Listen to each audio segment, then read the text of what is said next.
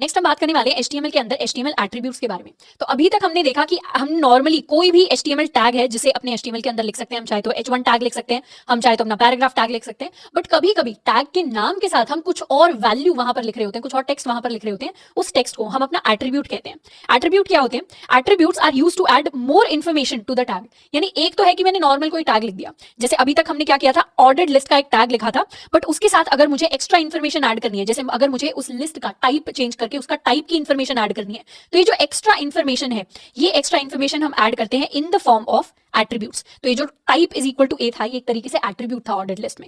या फिर जैसे HTML वाले टैग में जब हम language is equal to EN लिखते हैं, तो ये भी हमारे पास एक एट्रीब्यूट होता है। एट्रीब्यूट कहने का क्या मतलब है?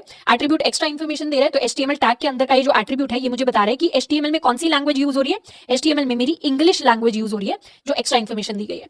यहाँ पर एक्स्ट्रा इन्फॉर्मेशन ये दी गई है कि ऑर्डर लिस्ट के लिए मुझे कौन सा टाइप यूज करना है, मुझे ABCD इस तरीके का टाइप अपनी ऑर्डर लिस्ट के लिए यूज करना है।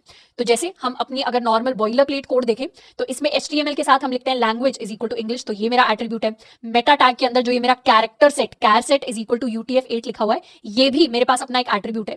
यहाँ पर ये जो name is equal to viewport, content is equal to width scale, ये content is equal to IEH, या इस तरीके से जितनी भी value is equal to something, ये क्या है? ये बेसिकली है A is equal to something, जो डबल कोट्स में A is equal to B, जिसमें डबल कोट्स के अंदर या आप चाहें तो सिंगल कोट्स के अंदर भी कोई भी वैल्यू है जिसको लिख सकते हैं, तो उसमें A वैल्यू लेफ्ट की तरफ आ रही होती है, B वैल्यू राइट की तरफ कोट्स के अंदर आ रही होती है। ये जो पेयर होता है, दो वर्ड्स की जोड़ी होती है। अब इसमें जो A होता है, इसी को हम अपना एट्रीब्यूट कहते हैं। यानी यहाँ पर लैंग्वेज मेरा एट्रीब्यूट है जिसकी वैल्यू इंग्लिश है, यहाँ पर टाइप मेरा एट्रीब्यूट है जिसकी वैल्यू A है। तो एट्रीब्यूट्स होते हैं, उनकी वैल्यू चेंज होती रहती है। यहाँ पर कैर सेट मेरा एट्रीब्यूट है जिसकी वैल्यू हमने ये दी है। हम चाहे तो डबल कोट्स में भी लिख सकते हैं, सिंगल कोट्स में भी। जैसे इस टाइप को अगर हम यहाँ पर सिंगल कोट्स में भी लिखेंगे, इसे सेव करेंगे और रिफ्रेश करेंगे, तब भी मेरा टाइप सेम ही रहेगा ABCDE, क्योंकि double quote single quote similar तरीके से इंटरप्रेट होते हैं HTML के अंदर।